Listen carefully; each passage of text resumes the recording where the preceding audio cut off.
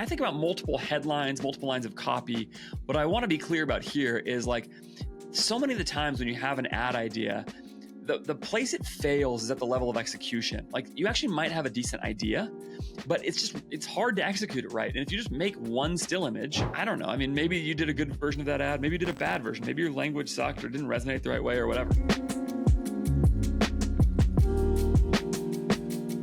Let's take our oil idea. Maybe headline A is something like, there's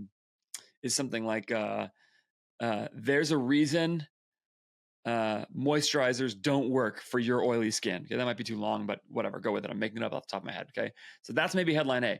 Headline B is this ingredient is the key to moisturizer for oily skin. Or maybe, I knowing a little bit about this, like maybe it's like oily skin ? Your moisturizer needs more oil, not less. Okay, something like that.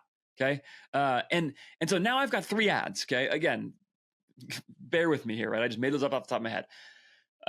Now I've got 3 ads, and I actually may have a bunch more from there. And what I want to do is go make all those variations. And then the next step from there, so I might do multiple image treatments, multiple styles. And then the next step from there is to go and actually make what I call the socially native still as well, which is another version of the same thing. This is basically now where you might go towards UGC images as well, work those in, but you take those same headlines and sort of slap them over the top of the image with sort of just like the classic Instagram text treatment, okay? Something like that. And in that respect, it is like the quote unquote social native. It's the same idea messaging wise, but now you're just sort of changing up the presentation of it. And now maybe we just made another 50 or another 100 ads. Okay. And again, very often I see design stills work. Very often I see these more socially, quote unquote, socially native stills work. And sometimes the same messaging with different formats works differently, or different imagery works differently. If you have a really good UGC, or if you need to take some, it might change meaningfully the way the customer relates to the product. It might depend on your category, whatever. But I just know it's really easy to make each version of this after you've made the first one. Once you've made the first one, making multiple variations is fast. So you go and you make those variations, and now you've got, again, another 50 or 100 ads or whatever it is. And now we're getting close to that 300 number that I put in the title of this video. So you start to do that. And again, I will, in the version of this document that is available to you publicly, I will link out as many example ads as I can. So make sure to go get that. And if I can give you example ads so you can see more of this, then they will be there for you. Okay. So you can go and have a better sense of what I'm talking about. All right. Okay. So now you take it another step, and that's to the text and context still. I call the text and context still what Barry Hott refers to as the ugly ad. Now he means that term broader than this, and so that's why I have like a specific name for it. I think he has an idea of ugly ads being much broader than this.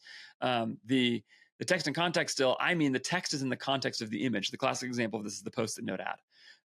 These work. They're effective. And once you've written the headlines for your design stills and your social native stills, go the next step and make it into a text and context still. Get somebody to write on whatever. And if it has to be a Post-it note, fine. But a Post-it note is not magical. Use a letterboard, use chalk on the ground. The world is your canvas. Like, just go wherever you can, arrange rocks in the sand on the beach. Anything you can do, right, to do this. That gets the words into the context of the image can be effective. And you might need shorter, punchier headlines. You might need to condense them down more. If you are thinking of hiring anyone new in your business right now, pause for a second and consider doing it in the Philippines with my friends at More Staffing. If you're thinking about hiring in the Philippines as like $5 an hour virtual assistants only, you are missing out on an incredible opportunity to make your business better with incredible talent at a price that is much more affordable than equivalent talent in the US. And I'm talking about manager, director, even executive level talent.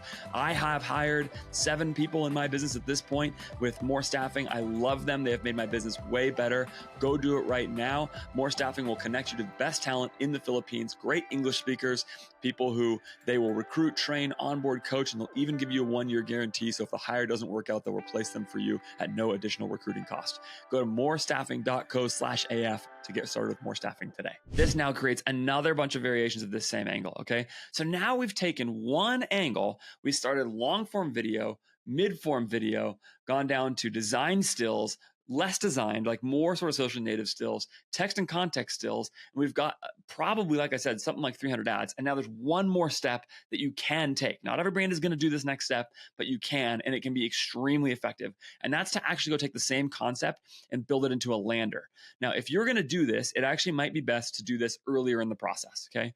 To build your lander when you're building a long form explainer, because that's when you're really sort of in the information rich stage. And again, sometimes the act of writing lander copy or something can help inspire still image copy or whatever else, but make the lander as well, okay? So when you do that, the lander can also do this same messaging. Okay. And if you want to know how I created an advertising relationship with Fermat, it is like this, because Fermat is the actual best tool to do this.